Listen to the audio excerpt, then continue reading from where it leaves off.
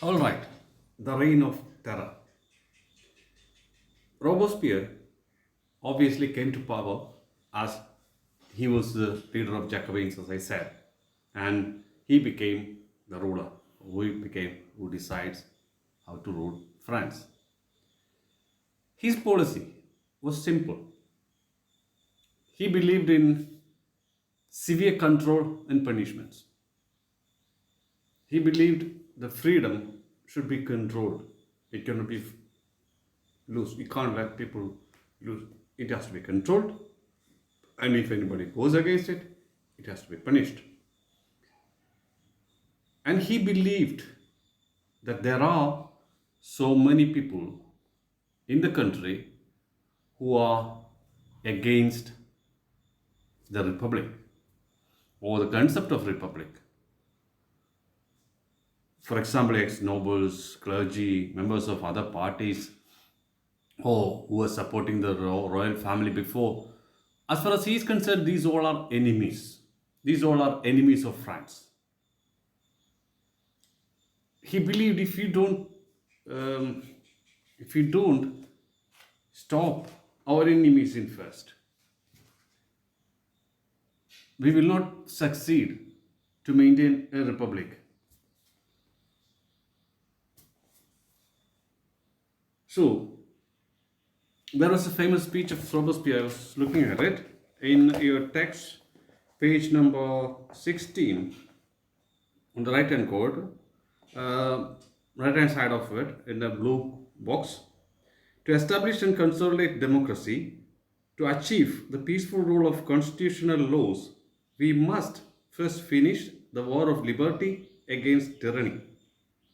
We must annihilate the enemies of the republic at home and abroad, or else we shall perish. That's the word of Maximilian Robespierre. So he believed everybody who is speaking against democracy is an enemy.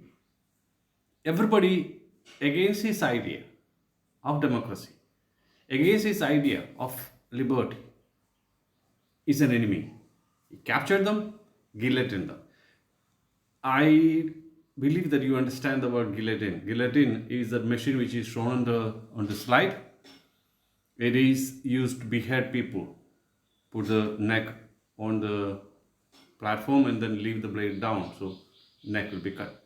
That is called guillotine. And Robespierre was one of the greatest advocates of guillotine. Whoever is his enemy, he will catch them, guillotine them in public, so that nobody else uh, go the same path. So um, he captured everybody he thought his enemy and imprisoned them and guillotined them. Sometimes he captured even members of his own party because they were against his idea. So it was, theoretically, you can say it was a democracy, but Robespierre installed a monarchy, a type of tyranny, a dictatorship. That was the rule actually. It was known as the First Republic, but Republic ruled, or democracy was democracy, but more it was tyranny because of the policies of Maximilian Robespierre. Remember, this can be asked as a short answer question, so understand Reign of Terror. Reign of Terror was from 1793 to 94. So Robespierre believed in what? A policy of severe control and punishments. Next, what was his? Let us see what was the policies he followed. He put a ceiling on prices and wages. When price increase, wage doesn't increase. That's the problem, isn't it? He find a solution. There is no price increase. There is no salary increase. This is the maximum salary one person can get. This is the maximum price you can charge on bread, irrespective of what happens. At the first sight, that's okay. That's very good policy. But think about it. If there are more people to buy and you're less thing, the price will increase. Or there will be a fight to get that minimum pieces what is there. Right? Or if the cost of production increases, then people people will stop producing the produce because it's a loss. Who is going to take a loss? So in practical dynamics of economics, it's not possible. But he decided there is a ceiling on prices. Prices cannot be above this one. And salary is supposed to be this one. If there is production, there is no production, there is whatever. Salary is here, prices are here. That was his way of seeing things. Then he decided there should be a ration on meat and bread. These are the main food of French even now. Meat and bread is inevitable for them. That's basics. So he decided we will ration. We will limit how much a person can buy of meat and bread.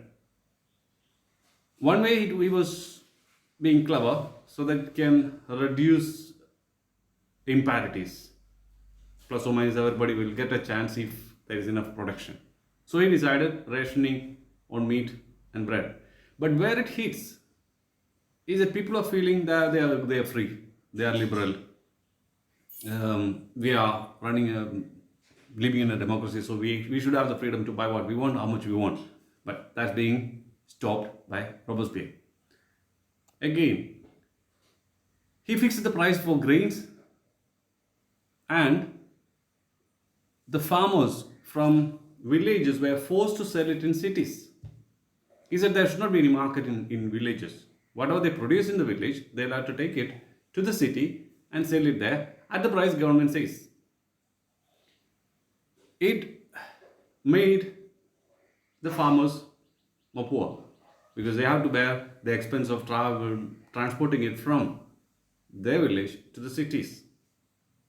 These were the policies what Maximilien Robespierre adopted and made him not so popular. And then he banned white flour. White flour was used for making bread generally, what we call maida, plus or minus. It's not maida, it's a mix of maida and atta. But still, the white flour was banned because it has to go through more process and it was costly. So he banned it. He said there is no more white flour. You cannot use white flour anymore. You have to use a brown one, means the normal basic flour. And people were forced to produce all grain, means all, not all grain, the brown bread, means bread with atta, yeah, the brown bread, and he put a name for that, equality bread. Everybody eats equality bread, the brown bread. Nobody eats white bread. That was the decision of Maximilien Robespierre. See, in a dictatorship it is all possible, but in a democracy it doesn't work because people will feel suppressed. And he said, no need of churches, no place of worship. It's all nonsense. Let's close them. Let us use them as barracks, military barracks, or offices. Let's have a better purpose than, because clergy was part of the ancient generation, isn't it? Clergy was in the feudal system, so he wanted to avoid clergies, eliminate them, and he captured all the churches, put them as military barracks or offices. And during this period, many nobles and clergies ran away from France. And so remember all these policies of Maximilien Robespierre. And this is, if it is asked about short note on reign of terror, this is what you have to write. So these policies actually made Maximilien Robespierre not so popular. His continuous persuasion to follow these policies made even the followers of himself to ask him, go slow. You can't be that much severe. You can't rule a country with such severe policies. But he was adamant. He never moved. So in July 1794, He was convicted by the court for the atrocities happened during his reign of terror, and he was guillotined. As a greatest advocate of guillotine, his end was the same. Like thousands, he was guillotined in 1794. That was end of reign of terror. The Republican or the democracy didn't stop there. It continued for a while, but they changed the system because they realized it cannot be a rule of one person. A rule of one person can always be a tyranny. It can lead to a dictatorship. So France realized its first message: when a democracy is there, there should be checks, there should be controls on the persons or people who are ruling it. So it was a wake-up call for all democracies. That's why reign of terror is important.